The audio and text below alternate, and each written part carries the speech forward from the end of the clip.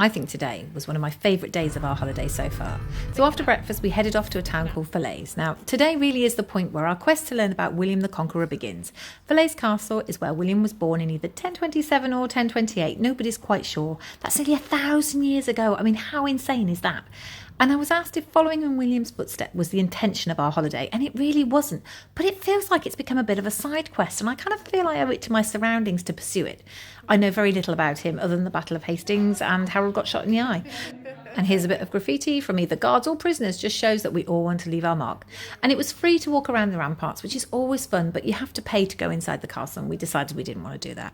We got to have a bird's eye view of our van, and then we went to have a look around the town. There was a church by the castle we stopped into to have a look around. Not a great turnout, though, from today's congregation, I must say. And this was part of the castle where the portcullis was. I thought this was really cute and really lovely, and we nearly walked straight past it. Falaise was badly destroyed during the Second World War, and there was a decisive engagement called the Falaise Pocket, and you can see from the buildings and churches how they've been reconstructed out of a more modern stone. Then it was time to play our weird holiday traditions game, which is find a kebab shop and have a kebab. And these crisps were as great as I hoped they would be. Then we moved on to our next stop, Swiss Normandy, a little slice of Switzerland in Normandy. And I'd seen this place online, and I'm so glad we visited because it was beautiful. It was part of this year's Tour de France, and the shimmering River Orme was just a beautiful backdrop for some really bad TikTok moves. Here's the camera operator.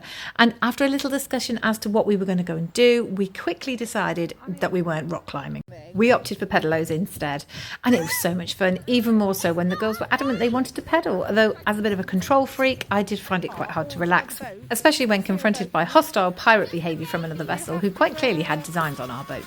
But do you know what, it didn't spoil the beauty of the area, and having seen this majesty of this bridge online, I'm only glad I got to see it in real time.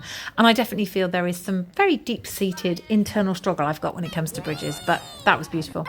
Anyhow, the loving was over, back to chasing those pirates again, and I think this was probably one of my favourite activities. Not content with seeing the bridge, we now had to conquer it, and I was even more in awe of it up close.